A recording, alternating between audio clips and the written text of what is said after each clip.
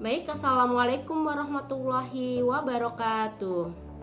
Perkenalkan, nama saya Dia Ermawati. Saya adalah peserta PKDP tahun 2024 Angkatan 2 dari UIN Raden Intan Lampung. Di sini saya diberikan tugas untuk membuat video pembelajaran tentang mata kuliah pengantar akuntansi yang dimana harus sesuai dengan CPL Prodi, CPMK mata kuliah pengantar akuntansi dan sub CPMK dari mata kuliah tersebut. Di dalam video yang telah saya buat, ini berisi tentang bagaimana pemaparan materi terkait dengan pengantar akuntansi. Kemudian di dalam video tersebut ada pembahasan tentang proyek penilaian ya, proyek tugas yang diberikan dosen kepada mahasiswa, kemudian dipresentasikan sebagai indikator dari penilaian mata kuliah tersebut. Selamat menyaksikan. Oke, assalamualaikum warahmatullahi wabarakatuh. Waalaikumsalam warahmatullahi wabarakatuh. Selamat pagi semua. Pagi, Bu. Kita pertemuan kelima ya. Kelima kita akan membahas dalam proses belajar tentang siklus akuntansi ya, pencatatan dari mulai pencatatan kemarin kita sudah bahas penggolongan, kemudian kita susun ke dalam laporan keuangan. Baik, di sini saya tampilkan bagaimana bukti transaksi ya. Dalam pembuatan laporan keuangan kita harus mempunyai yang namanya bukti transaksi. Itu bisa berupa nota, faktur ya, yang akan kita proses ke dalam transaksi jurnal ya. Baik, jurnal di sini saya bagi menjadi 3 kelompok ya, ke 3 bagian. Ada jurnal umum, kemudian jurnal penyesuaian dan jurnal mutu. Oke, jadi dari masing-masing jurnal tersebut akan kita gunakan sesuai dengan periodiknya.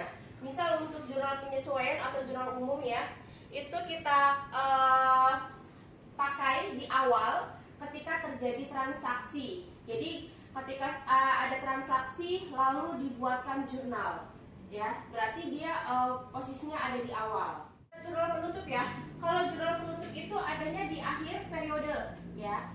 Jurnal di akhir periode di bulan Desember. Oke, di akhir tahun. Kemudian ada juga yang namanya jurnal pembalik. Jurnal pembalik itu untuk membalik transaksi yang ada di tahun ini ya, tapi dilakukannya di tahun berikutnya atau tahun depan ya. Jadi untuk memposisikan kembali bagian kas, bagian hutang, modal itu ada di posisi awal. Oke, selanjutnya di sini ada buku besar. Apa sih gunanya buku besar? Oke, buku besar ini biasanya kita gunakan untuk mengelompokkan hasil dari yang transaksi yang telah kita jurnal tadi. Jadi dikelompokkan misalnya untuk bagian kas itu dikelompokkan dengan kas masuk, kas keluar, kemudian ada pendapatan, itu kita buat lagi akunnya dalam buku besar sampai selesai transaksi. Jadi misalnya ada 20 transaksi, berarti kita masukkan ke dalam buku besar sesuai dengan akun-akunnya. Jadi misalnya di buku di transaksi itu ada 4 kali transaksi kas, berarti keempat tersebut dimasukkan ke dalam buku besar. Seperti itu ya, paham? Paham. Baik, di sini saya tampilkan ini adalah contoh ya, contoh dari laporan keuangan ya. Ini ada daftar saldo ya, debit kredit, ada kas, terus piutang, peralatan kantor, dividen, hutang usaha, modal saham, pendapatan, beban transportasi, dan juga gaji ya. Nah, ini diposisikan di bagian debit dan kredit. Kalau kita lihat di sini berarti kuncinya satu, yaitu harus balance antara aktiva dengan pasiva. Paham ya? Oke, nanti setelah saya paparkan ini ya, kalian buat per kelompok ya. Kita membuat satu project ya, bagaimana cara menjurnal dari awal ya. Misal dari pendirian badan usaha atau PT, dari penyetoran modal, kemudian ada transaksi kas, perlengkapan, peralatan, kita posisikan ke dalam laporan keuangan seperti ini ya. Berarti sebelum dibuat ini kita buat terlebih dahulu jurnal buku besar, baru kita posisikan dalam laporan keuangannya. Tampilkan ya daftar posisi keuangan ya. Nah, ini kita ambil dari buku besar yang sudah kita kelompokkan ya. Buku besar tadi berasal dari jurnal atau transaksi-transaksi yang sudah kita buat. Nah, dari sini kita bisa lihat posisi-posisi dari aset, kemudian hutang modal ya, atau kita sebutnya kalau dalam aset ada kas, perlengkapan, peralatan, piutang ya, dan lain-lain. Kemudian kalau dalam pasifa itu bentuknya ada modal, ada hutang ya. Posisinya debit dan kreditnya harus balance. Oke. Baik, dari pemaparan tadi ya, saya akan memberikan satu tugas untuk kalian, yaitu membuat satu project ya per kelompok. Kemarin kelompoknya sudah kita susun ya. Satu kelompok ada 4 orang ya. Empat orang ini akan membuat bagaimana alur dari transaksi pembuatan posisi laporan keuangan ya, dimulai dari transaksi, kemudian di jurnal, kemudian setelah itu dikelompokkan ke dalam buku besar ya. Nah, ini yang saya maksud adalah kita membuat proyek ini agar kalian terbiasa dengan apa sih yang harus kita dapat dari materi ini, gitu kan? Berarti saya harus bisa untuk menyusun laporan keuangannya, seperti itu ya? Bisa? Oke. Seperti minggu lalu saya sudah berikan tugas, silahkan tugasnya dipresentasikan kelompok yang tadi sudah yang minggu lalu sudah saya berikan ya. Kelompok berapa kemarin ya? Kelompok 1 ya. Oke. Silakan kelompok 1 untuk mempresentasikan hasil dari proyeknya. Assalamualaikum warahmatullahi wabarakatuh. Waalaikumsalam warahmatullahi wabarakatuh. Kami dari kelompok 1 ingin mempresentasikan hasil laporan keuangan yang terdiri dari yang pertama ada laporan laba rugi yang terdiri dari 1 pendapatan, 2 beban, dan 3 laba. Yang kedua ada laporan perubahan ekuitas yang terdiri dari saldo laba, awal periode, laba, dividen, dan saldo laba akhir periode. Dan yang ketiga atau yang terakhir laporan posisi keuangan yang terdiri dari aset, liabilitas, dan ekuitas. Selanjutnya, laporan perubahan ekuitas adalah suatu laporan yang menunjukkan perubahan ekuitas dalam suatu periode akuntansi akibat transaksi usaha selama periode tersebut. Lalu, laporan posisi keuangan adalah daftar yang menunjukkan posisi sumber daya yang dimiliki perusahaan serta informasi dari mana sumber daya tersebut diperoleh. Audiens, ada yang mau bertanya tentang proyek untuk kelompok 1? Silakan. Izin bertanya, perkenalkan nama saya Isna Masriatul Ba'adah. Saya ingin bertanya, proyek apa yang kalian angkat terkait laporan posisi keuangan dari kelompok Anda? Di sini ada laporan perubahan ekuitas. Di modal sahamnya ada 200 juta.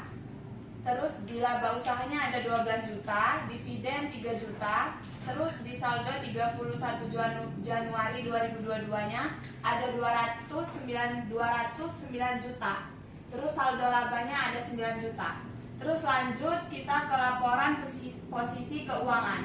Jadi kas itu ada 188 juta, piutang usaha ada 9 juta, peralatan kantor ada 42 juta. Jadi total aset 239 juta. Terus di sini ada total liabilitas dan ekuitas. Liabilitasnya itu hutang usaha 30 juta. Di ekuitas itu modal sahamnya ada 209 juta.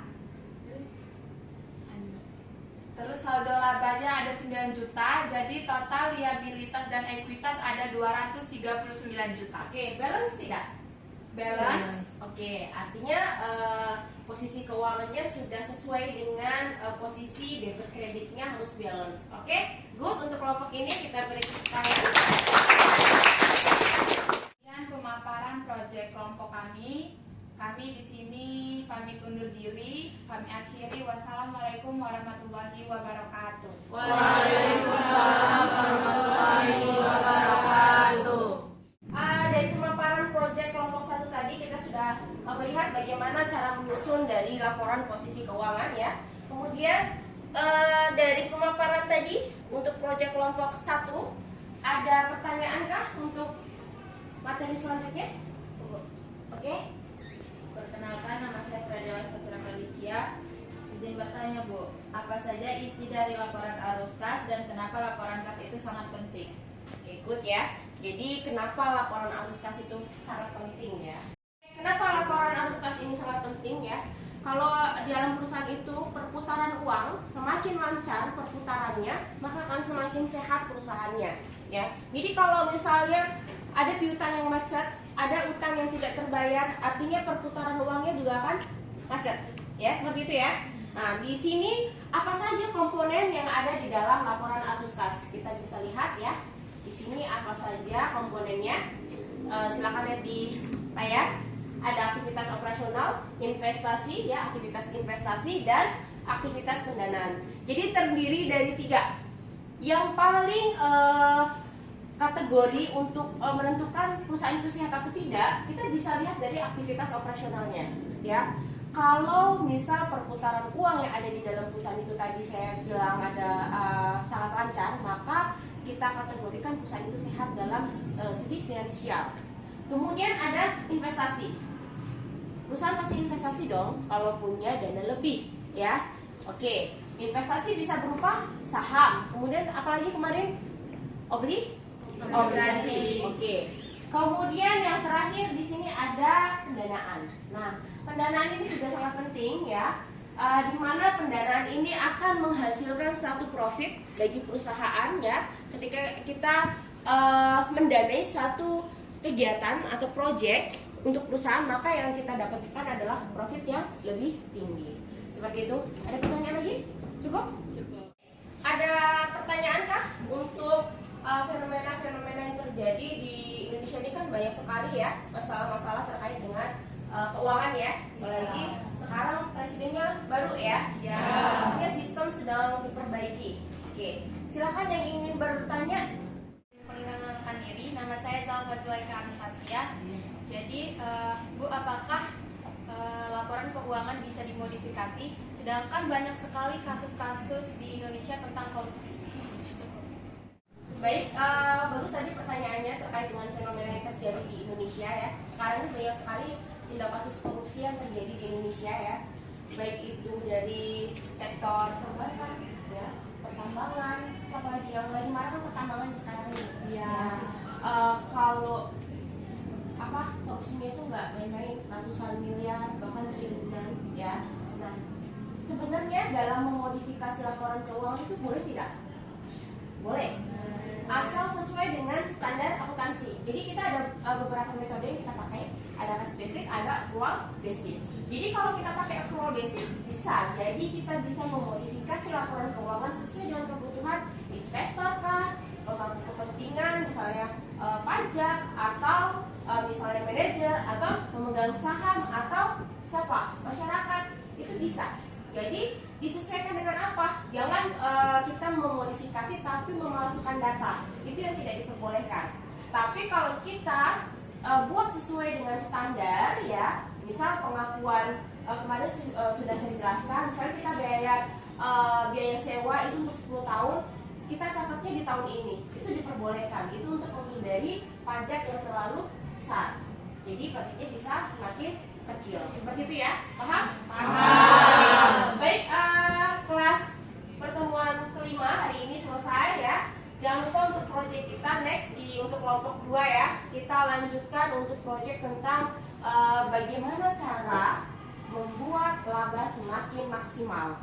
Seperti itu ya. Siap kelompok 2? Siap. Oke. Sekian dari materi saya di pertemuan kelima ini. Saya akhiri. Wassalamualaikum warahmatullahi wabarakatuh. Waalaikumsalam warahmatullahi wabarakatuh.